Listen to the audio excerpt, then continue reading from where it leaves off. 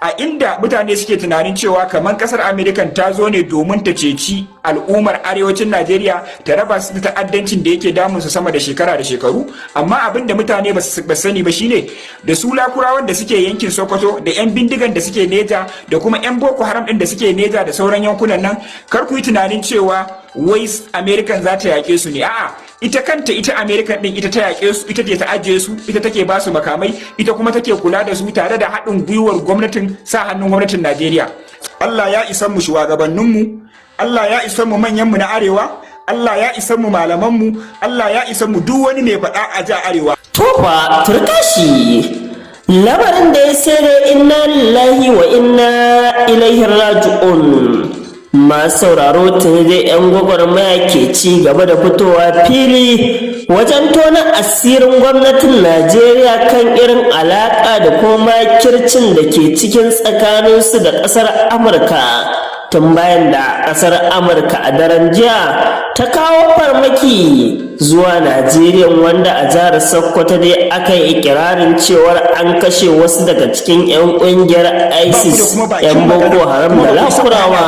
Tuni dai al'umma sun ci gaba da ƙaryata wannan batu, inda suke tona asirin gwamnatin Najeriya kan irin kyakkyawar alaƙa da take da shi da ƙaninta da ƙasar Amurka, wanda wannan batu ne ma iya cewa akwai lauje cikin naɗi, kamar yadda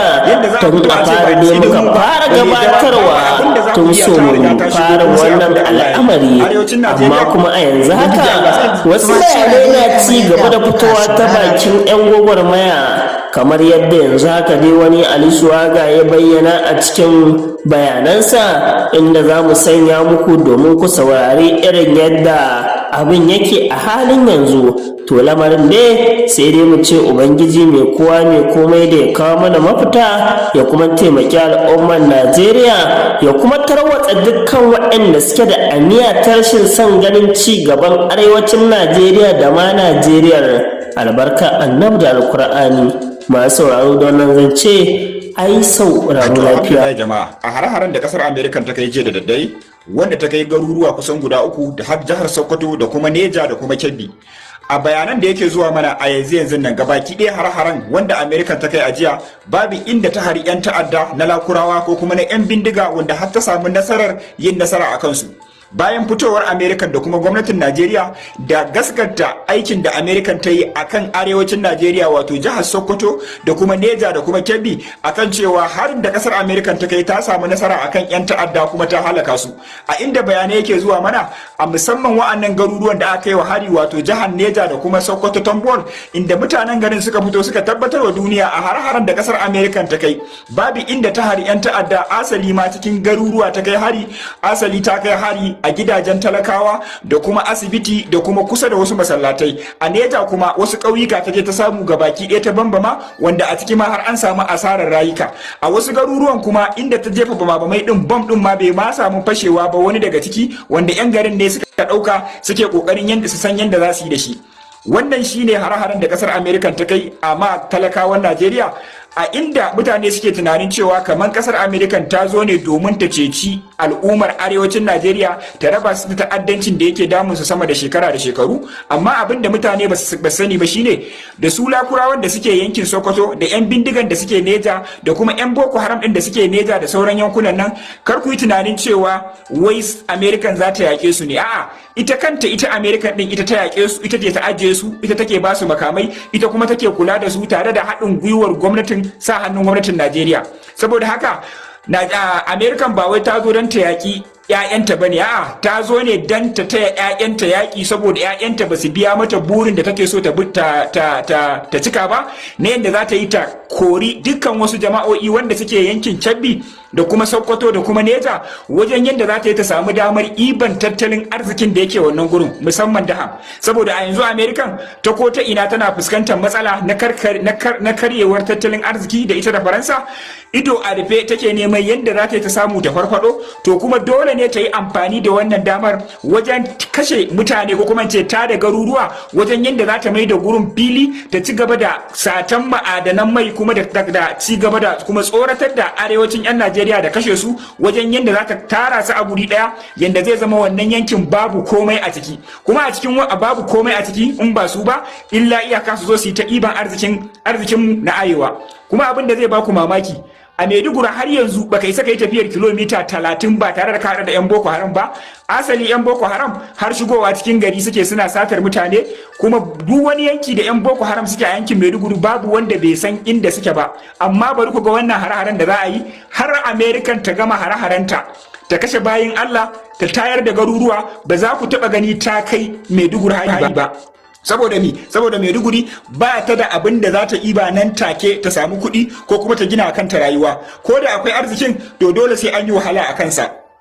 Walau a ce mai ne, dole sai an kirkiro kamfanunnuka, an yi waye za a ɗauki tsawon lokaci. Amma kaga yankin Neja, yankin Kebbi, yankin Zamfara, yankin Sokoto, sha yanzu magani yanzu ne. Za ta ci gaba da kai hare-hare wajen taimakawa 'yan ta'adda da makamai da kuma tada garuruwa wajen yadda in ma ba a ce kai ka tashi ba dole za ka ji tsoron cewa bari ka tashi ka yi gudun hijira saboda kar American ta kawo maka hari irin wanda ta kawo jiya da daddare. Jama'a so mun taɓa ne ba, yanzu ne ta fara.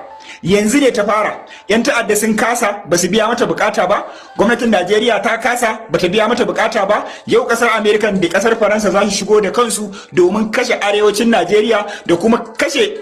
talakawan Najeriya da kuma taimakawa 'yan ta'adda na kowane bangare wajen hargitsa arewa. Allah ya isa mu shugabanninmu, Allah ya isa mu manyanmu na arewa, Allah ya isa mu malamanmu, Allah ya isa mu duk wani mai faɗa a ja arewa. Yanzu dai abin ya zo har cikin gida, ba ku da kuma bakin magana, kuma ba ku isa ku hana ba, kuna ji kuna gani haka abin zai ta tafiya. A yanzu haka abin da yake zuwa mana, gwamnatin Sokoto ta fito ta tabbatar da cewa ga hare-haren da American ta kai garuruwa ta kaiwa kuma ƙauyuka ta kaiwa. Haka gwamnatin Neja ta fito ta tabbatar da cewa hare-haren da ƙasar American ta kai garuruwa ta kaiwa kuma ƙauyuka ta kaiwa. Kuma wallahi ba abin da za a yi, yadda za a fito a ce ba da tsidimu ba mu yadda ba, babu abin da za ku iya, ta riga ta shigo kuma sai abin da Allah ya yi. Arewacin Najeriya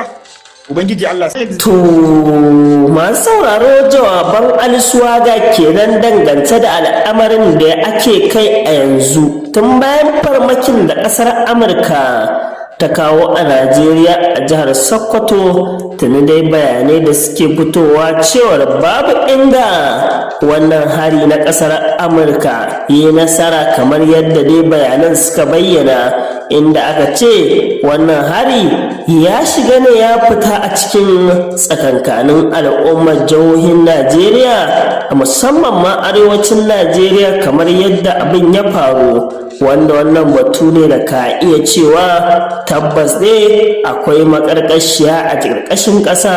duba ga irin yadda a yanzu haka dai Najeriya ke buƙatar taimakon gwamnatin Amurka kamar yadda ministan harkokin wajen Najeriya ya bayyana cewar su suka sa hannu, su suka shirya hakan ta faru. To abin ne akwai alamar tambaya duba ga irin yadda al'amarin ta'addanci ya yi tsamari a ƙasar Najeriya, sannan kuma al'ummar Najeriya suke da zato akan cewar sojojin Najeriya za su iya daƙile wannan al'amari. Sai gashi a yanzu haka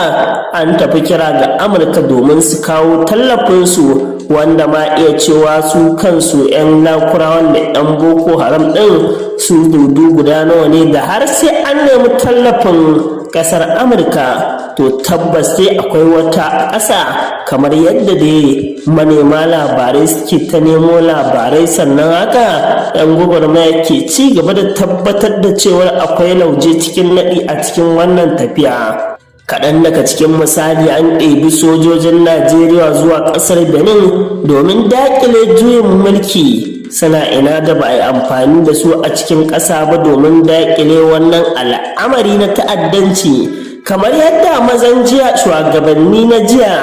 sojoji masu kishin ƙasa Allah ya ji kansu Janar Sani Abacha sun sha bayyanawa cewar dukkan wani rikici da wani yaƙi da ya wuce awa 24, to tabbas wannan yaƙi da rikici akwai sa hannun gwamnati. Ta wannan fuskar tabbas ma iya gaskaka batun tsohon shugaban ƙasar domin tabbas babu abin da ya fi ƙarfin gwamnati kuma babu abin da zai gagari gwamnati face abin da take da ra'ayi da kuma interest a kai wanda buƙatar kanta ce a kai. Wannan lamari dai sai dai Allah ya kawo mana ɗauki da mafita a cikin halin da ake ciki. Masu sauraro da wannan za mu so mu ji kwamen ɗinku, tsokacinku ko wani rahoto da kuke ɗauke da shi cikin wannan kafata mai albarka ta Hausar mu TV. Da wannan zan ce bisalam a huta lafiya daga tashar Hausar mu.